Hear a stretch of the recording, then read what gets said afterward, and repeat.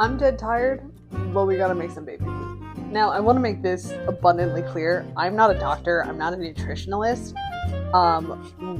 What I want to talk about is purely the finances of making your own baby food, because I went to the local chain ShopRite.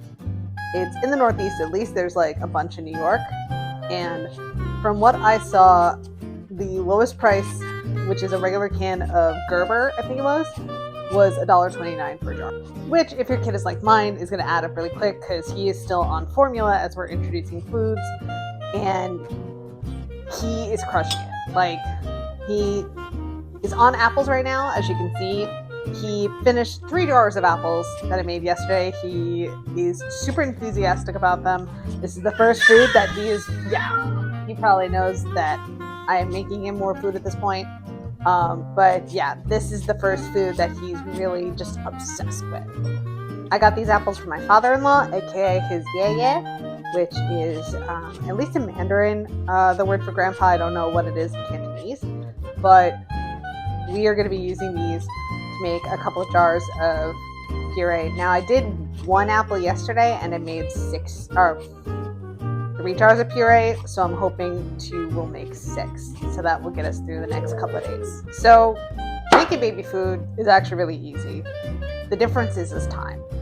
Like, I think most things in life right now, whether you're a working mom or a stay-at-home mom, you have to exchange money for time. So while it does take time to do this, we have noticed a significant savings while we're doing this.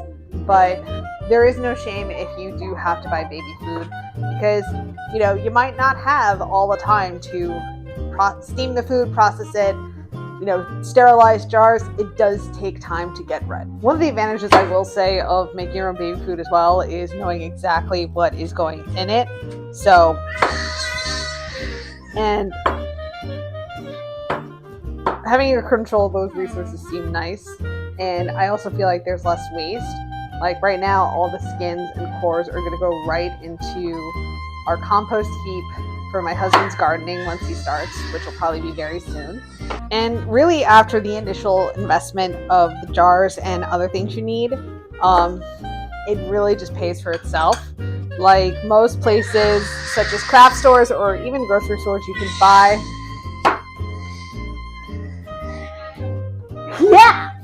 You can buy jars for about $1 or less. So that already makes it up of itself. If you have baby food jars and you want to repurpose them, that is a perfect thing to do for something like this. He is very spicy this morning. Not angry, but just like hyped. Now, I'm going to be using the NutriBullet Baby, which is just essentially a steamer and a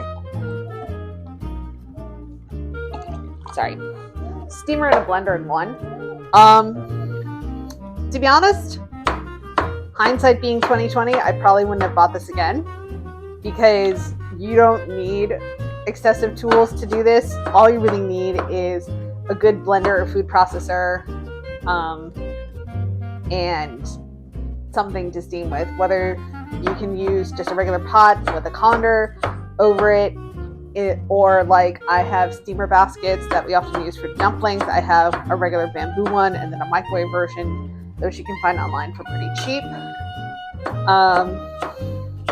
So yeah, I probably wouldn't do this again in hindsight. The one thing I do like about it, or rather the 2 things, is I like the consistency that it makes, and I also like that it's a lot less dishes for me. So I'm using fresh fruits right now, but there is no difference in benefit whether you use fresh or frozen.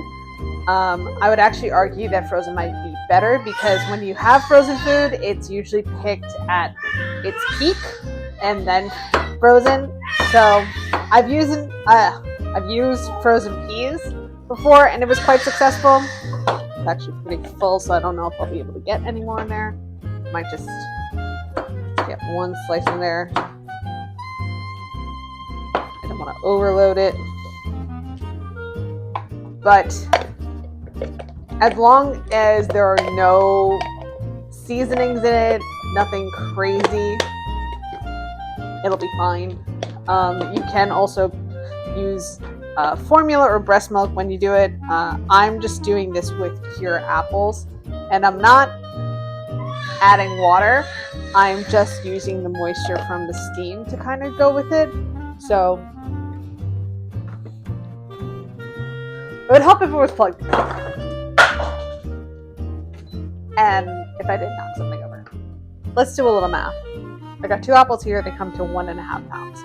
Let's assume that the apples are $2 a pound. So that would come to $2.25. Now, you invested $1 per jar. So 6 jars, that comes to $8.25. And then you divide that by 6, because you're making 6 cans or jars of food, then you're paying $1.38 a jar.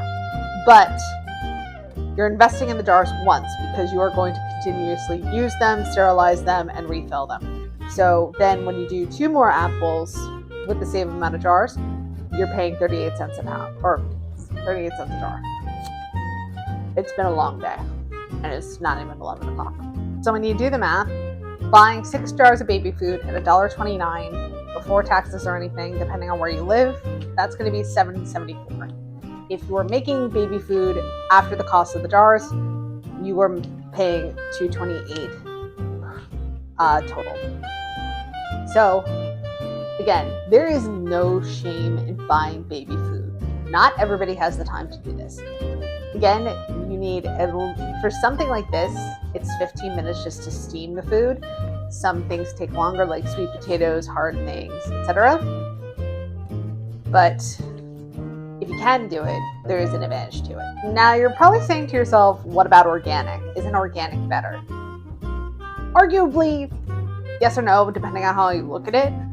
Some things you really don't need to buy organic, like avocados, bananas, anything where the fruit or vegetable itself is contained within a shell or some kind of protection. There is no point really in getting any kind of organic.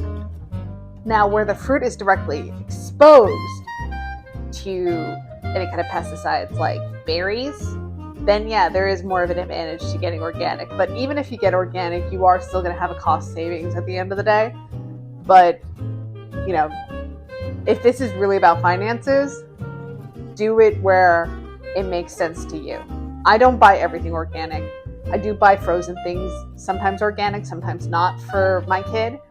But at the end of the day, this is about a money-saving exercise. I'm not a nutritionist. I'm not a health professional. I am just trying to save a couple of bucks. So it is done. I'm going to let it cool down before I put it in jars. If you'd like a good reference like I do, the Super Easy Baby Food Cookbook. This is by Anjali Shah. Hope I pronounced that correctly. And it gives a lot of great ideas, helps you kind of build a schedule when you're introducing foods. And then later in the book, it starts giving you some different things like handheld snacks and cereals. So that is it. Let me know what you guys think. Let me know if this was helpful. And if you have any questions, just reach out. Thanks, everybody. Bye.